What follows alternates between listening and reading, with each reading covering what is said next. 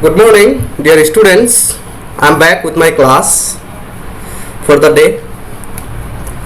So, as we have started the story, The Tiger King, from the book Vista's Supplementary Reader. So, previously I have done one class on this topic, and that was part 1. And this video is part 2 on the topic The Tiger King.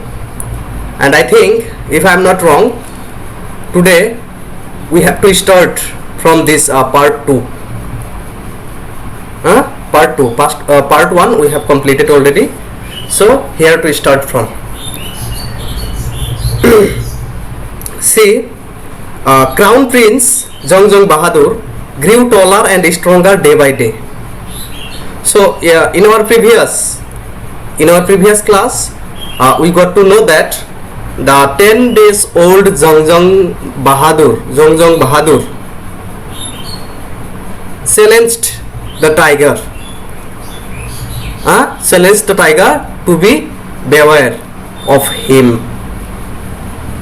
10 দিনীয়া বয়সৰ তোমাৰ কি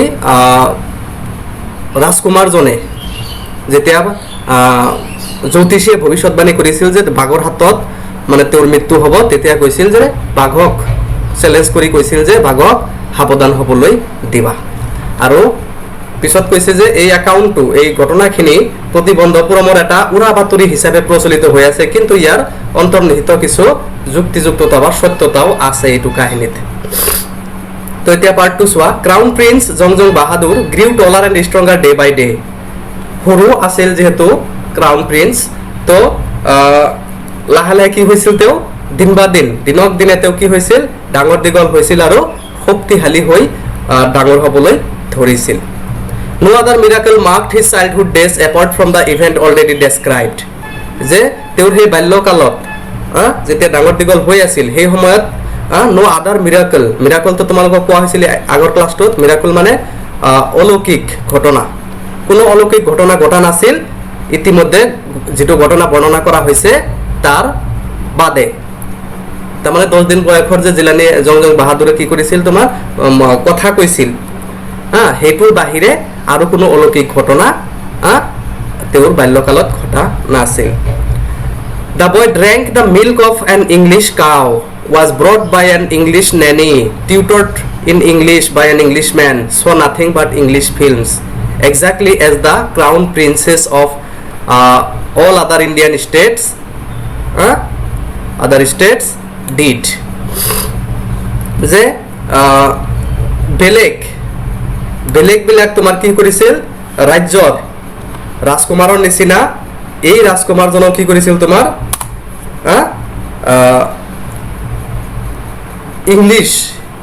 English মানে গৰুৰ গাখীৰ খাই ডাঙৰ দীঘল হৈছিল। তাৰপিছত ব্ৰট আপ, তুলি তালি ডাঙৰ দীঘল কৰিছিল কোনে, বাই এন ইংলিছ নেনি, এজন ইংৰাজ মহিলাই। নেনি মানে তোমাৰ নাৰ্ছ বুলি ক'ব পাৰা, আয়া বুলি ক'ব পাৰা, যে ল'ৰা ছোৱালীবিলাকক মানে কি কৰে যে নাৰ্ছবিলাকে তুলি তালি ডাঙৰ দীঘল কৰে কিছুমান মানে ধনী ৰয়েল ফেমিলিবিলাকত। তো ইংলিছ নাৰ্ছ এজনে তেওঁক তুলি তালি ডাঙৰ দীঘল কৰিছিল। তাৰপিছত তোমাৰ ইংলিছ টিচাৰৰ দ্বাৰা টিউশ্যন লৈছিল, টিউটৰ্ড ইন ইংলিছ, এইটো চাইছা, টিউটৰ্ড ইন ইংলিছ। আৰু চ' নাথিং বাট ইংলিছ ফিল্মছ, আৰু ইংৰাজী মুভিবিলাক যেনেকৈ হলিউডৰ মুভিবিলাক আছে, সেই মুভিবিলাকৰ বাহিৰে বেলেগ কোনো মুভি চোৱা নাছিল। তাৰমানে ইয়াৰ দ্বাৰা ক'ব খুজিছে যে টাইগাৰ কিঙৰ বাল্যকালটো কেনেকৈ অতিবাহিত কৰিছিল, বাল্যকালত কেনেকুৱা ধৰণৰ ফেচিলিটিত ডাঙৰ দীঘল হৈছিল, তাৰমানে মানে ষ্টাইলিছ আৰু ৰয়েল এটিটিউডত টাইগাৰ কিং ডাঙৰ দীঘল হৈছিল। Exactly as the crown princes of all other Indian states did. যেনেকা তোমাৰ কি বাকী ৰাজকুমাৰবিলাকে ভাৰতৰ বেলেগ বেলেগ ৰাজ্যতো, টাইগাৰ কিঙৰ এটা ৰাজ্য আছিল, তো আৰু বেলেগ বেলেগ ৰাজ্য আছে, সেই ৰাজ্যবিলাকত যেনেকা মানে তোমাৰ ৰাজকুমাৰবিলাকে ডাঙৰ দীঘল হয়, এই টাইগাৰ কিঙৰ ঠিক তেনেকুৱা ধৰণেই ডাঙৰ দীঘল হৈছিল, মানুহ হ'বলৈ ধৰিছিল। When he came of age at 20, the state which had been with the court of wards until then came into his hands. তো যেতিয়া তেওঁৰ 20 বছৰ বয়স হৈছিল, সিহঁতৰ ষ্টেটটো তোমাৰ কিহৰ অধীনত আছিল কোৰ্টৰ অধীনত আছিল যেনেকৈ ৰাষ্ট্ৰপতিৰ শাসন হয় তেনেকা তোমাৰ কোৰ্টৰ অধীনত আছিল কিয়নো ৰাজকুমাৰ তেতিয়া ডাঙৰ দীঘল হোৱা নাছিল কিন্তু 20 বছৰ বয়স হোৱাৰ লগে লগে কোৰ্টৰ হাতৰ পৰা আকৌ ৰাজকুমাৰৰ মানে টাইগাৰ কিঙৰ হাতলৈ ৰাজ্যটো আহিছিল মানে তেওঁ ৰজা হৈছিল সিংহাসনত বহিছিল তাৰপিছত চাবা but everyone in the kingdom remembered the astrologer's prediction কিন্তু কিংডম মানে ৰাজ্য কিংডম মানে ৰাজ্য সেই ৰাজ্যৰ সকলোবিলাক মানুহে সেই এষ্ট্ৰলজাৰ্ছৰ প্ৰেডিকশ্যন মানে তোমাৰ সেই জ্যোতিষীৰ ভৱিষ্যৎবাণীটো সবে মনত ৰাখিছিল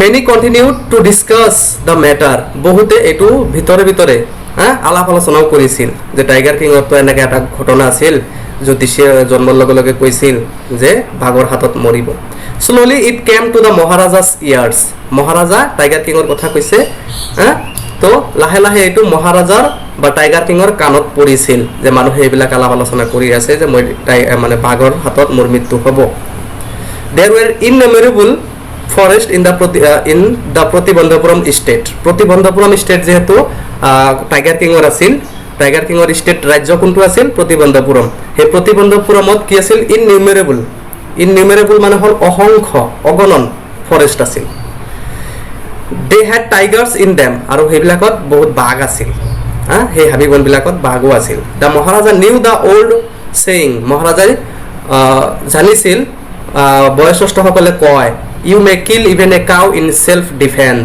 যে সেলফ ডিফেন্স মানে হ'ল তোমাৰ আত্মৰক্ষাৰ ক্ষেত্ৰত তুমি এটা গাই গৰুও মাৰিব পাৰা সাপোজ তোমাক গাই গৰুৱে মাৰিব আহি আছে খেদিছে তুমি সেই সময়ত কাউটোক মাৰি পেলাব পাৰা এইটো ৰাজকুমাৰে বয়োজ্যেষ্ঠসকলৰ পৰা শুনিছিল there could certainly be no objection to killing tigers in self defence আৰু কৈছে যে সেলফ ডিফেন্সত আত্মৰক্ষা কৰিব যাওঁতে বাঘক মাৰাটো কোনো অপৰাধ নহ'ব বা কোনো অবজেকশ্যন নাথাকিব মানুহৰ কিয়নো জীৱ জন্তু মাৰাটো এটা অপৰাধ আমি সবে জানো আজিকালিও এইটো আছে নিয়মটো যে জীৱ জন্তু মাৰাটো অপৰাধ কিন্তু টাইগাৰ কিঙে বেলেগকৈ চিন্তা কৰিছে যে সেলফ ডিফেন্সত যদি মই বাঘ মাৰোঁ বা গৰু মাৰোঁ তাতে কোনো অপৰাধ নাই কোনেও মোক দুখ ধৰিব নোৱাৰিব তো এই সেলফ ডিফেন্সৰ নাম লৈ তেওঁ এতিয়া বাঘ মৰাৰ সিদ্ধান্ত লৈ আছে the Maharaja started out on a tiger hunt মানে চিকাৰ কৰা তোমালোক জনাই ন ডাউট তো মহাৰাজাই কি কৰিলে বাঘ চিকাৰত নামি পৰিলে The Maharaja was thrilled beyond measure when he killed his first tiger. Thrilled মানে শিহৰিত হৈ যোৱা আনন্দত মানে তোমাৰ শিহৰিত হৈ যোৱা আচ্ছা the Maharaja was thrilled beyond measure মানে তোমাৰ মাপ killed his first tiger যেতিয়া মহাৰাজাই প্ৰথম টাইগাৰটো মাৰিছিল বাঘটো মাৰিছিল তেওঁ আনন্দৰ সীমা নোহোৱা হৈ গৈছিল ইমান আনন্দ পাইছিল প্ৰথমটো টাইগাৰ মাৰাৰ পিছত he sent for the state astrologer and showed him the dead beast মানে হ'ল জন্তু তো তেওঁ কি কৰিছিল ষ্টেটৰ যেটো এষ্ট্ৰলজাৰ আছিল জ্যোতিষী আছিল সেই জ্যোতিষীক সেই বাঘটো মাৰি পঠাই দিছিল আৰু দেখাইছিল মৃত মানে তোমাৰ কি জন্তুটো দেখাইছিল যে বাঘে মোক মাৰিব চোৱা বাঘক মই মাৰি দিলো হোৱাট ডু ইউ সে নাও হি ডিমান্ডেড আৰু তেওঁ খুদিছিল টাইগাৰ কিং ৰজা মহাৰাজাজনে খুদিছিল সেই জ্যোতিষীজনক যে আপুনি এতিয়া কি ক'ব বাঘে মোক মাৰিব মইতো বাঘক মাৰি পেলালো তাৰপিছত চোৱা ইউৰ মেজেষ্টি may kill 99 tigers in exactly the same manner but the astrologers drawled যে হে জহাপনা your majesty মানে হে জহাপনা হে প্ৰভু হে মহাশয় you may kill 99 tigers আপনি এই দৰে 99টা বাঘ মাৰিব পাৰিব but কিন্তু মানে এটা কিন্তু আছে তাতে the astrologer drawled astrologer জনে জ্যোতিষীজনে কি কৰিছিল ৰখি গৈছিল মানে অলপ কথাবিলাক অলপ মানে কি হৈছিল ৰখি গৈছিল বাট হোৱাট কিন্তু কি ক'ব ওলাইছে আপুনি এইটো মহাৰাজাই জ্যোতিষীক খুদিছে স্পিক উইদাউট ফিয়াৰ ভয় নোহোৱাকৈ আপুনি কওকচোন ভয় কৰিব নালাগে কওক কিন্তু কি but you must be very careful with the 100th tiger কিন্তু আপুনি মহাৰাজাক এতিয়া জ্যোতিষীজনে কৈছে যে কিন্তু আপুনি 100 নম্বৰ 100 টাইগাৰ মানে 100 নম্বৰ বাঘটো মাৰোতে খুবে মানে কি হ'ব লাগিব কেয়াৰফুল হ'ব লাগিব খুবে যত্নবান হ'ব লাগিব সতৰ্ক হ'ব লাগিব নেক্সট চোৱা what if the 100 tiger were also' killed, যদি মই 1 নম্বৰ বাঘটো মাৰি পেলাওঁ তেনেহ'লে কি হ'ব, কি কৰিবা তুমি?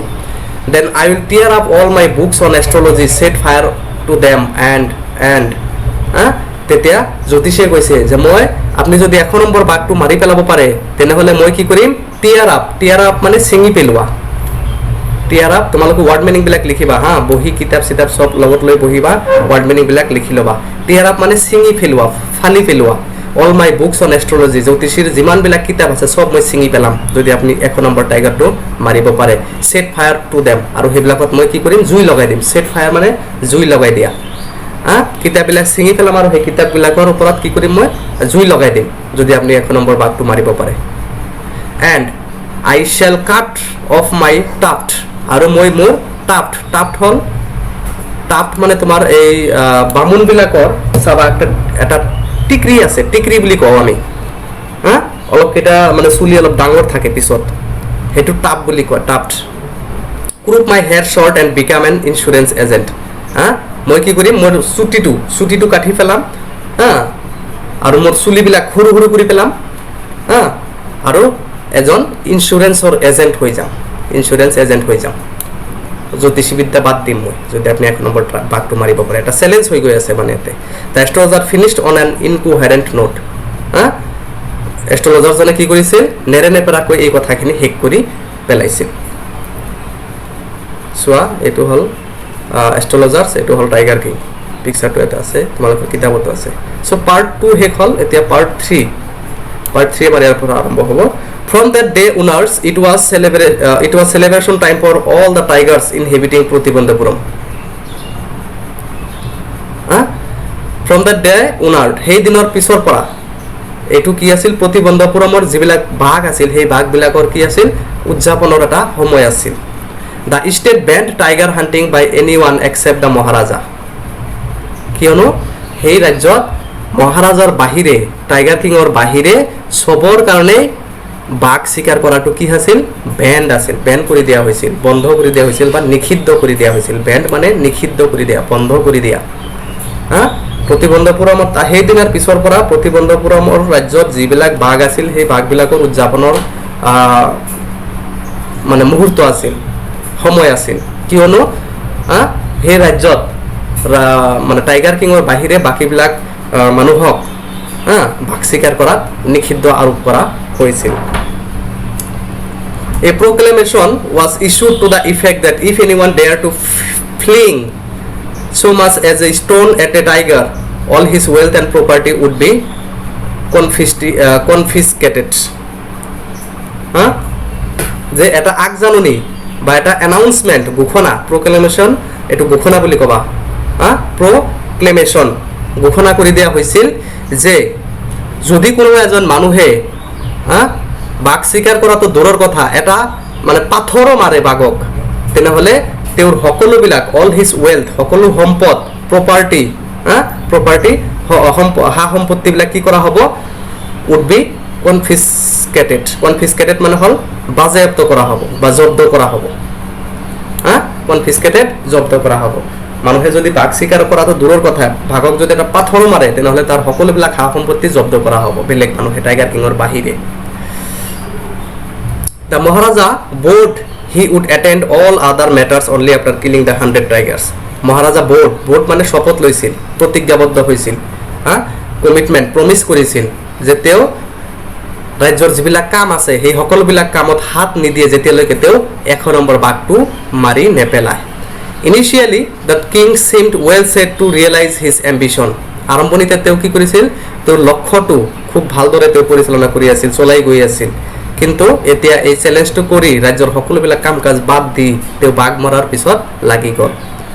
নট ডেট হি ফেচড নো ডেঞ্জাৰ্ছ, এনেকুৱা নহয় যে তেওঁ বাঘ মাৰোঁতে বিপদৰ সন্মুখীন হোৱা নাছিল। There were times when the bullet missed its mark, the tiger leapt upon him and he fought the beast with his bare hands. এনেকুৱা নহয় যে তেওঁৰ মানে বিপদ অহা নাছিল, বাঘ মাৰোঁতে কেতিয়াবা গুলিটো মিছ হৈ গৈছিল আৰু বাঘে তেওঁৰ ওপৰত জঁপিয়াই পৰিছিল, লিফ্ট আপন হিম, তেওঁৰ ওপৰত জঁপিয়াই পৰিছিল, লিফ্ট আপন মানে জঁপিয়াই পৰিছিল।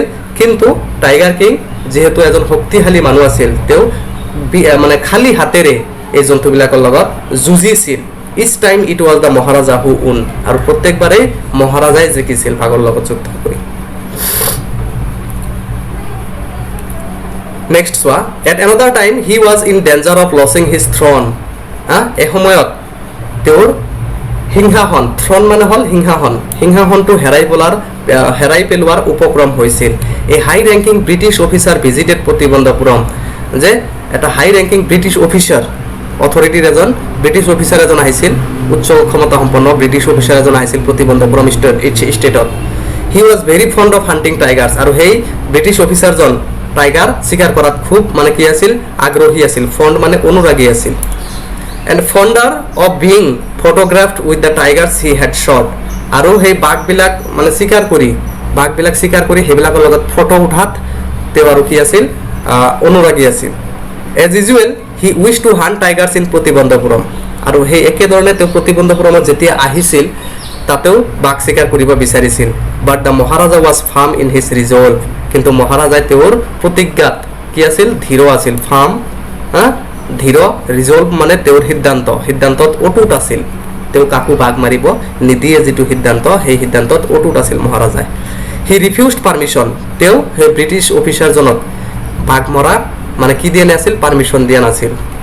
আই can organize any other hunt, আৰু মহাৰাজাই কৈছিল যে মই আপোনাৰ কাৰণে বেলেগ যিকোনো চিকাৰ আপনাৰ কাৰণে কি কৰিব পাৰোঁ, অনুষ্ঠিত কৰিব পাৰোঁ। You may go on a বোৰ হাণ্ট, আপুনি ভালুক, বোৰ মানে হ'ল তোমাৰ ভালুক চিকাৰত যাব পাৰে। You may conduct a mouse hunt, আপুনি চিকা মাউচ এন্দুৰ বা চিকা চিকাৰত যাব পাৰে। We are ready for a mosquito hunt, আমি আপোনাৰ লগত লাগিলে মহ চিকাৰ কৰিবলৈ যাম। মস্কুইটো মানে মশা যে কওঁ আমি আমাৰ ঘৰুৱা ভাষাত, মহ। আপনি মহ চিকাৰ কৰিব পাৰে, বাট টাইগাৰ হাণ্ট ডেটছ ইম্পচিবল, কিন্তু বাঘ চিকাৰ এইটো অসম্ভৱ কথা, মই কেতিয়াও মানি নলওঁ। The British officer's secretary sent word to the maharaja through the dewan that the durai himself did not have to kill the tiger.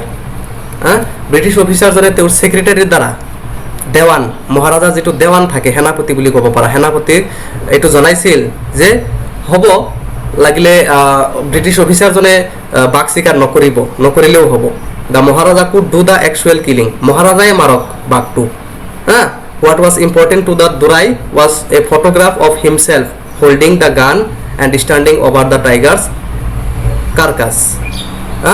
যে ব্ৰিটিছ অফিচাৰজনৰ মূল দৰকাৰী কামটো হ'ল যে তেওঁ কি কৰিব পাৰে, মৰা বাঘ এটাৰ ওপৰত ভৰি থৈ ফটো এক কপি উঠিলেই হয়, চেলফি এটা লৈ ল'লেই হৈ গ'ল। এতিয়া কোনে মাৰিছে নামাৰিছে সেইটোৰ দৰকাৰ নাই, সেই ফটোটো তেওঁ ঘৰত লগাই থ'ব।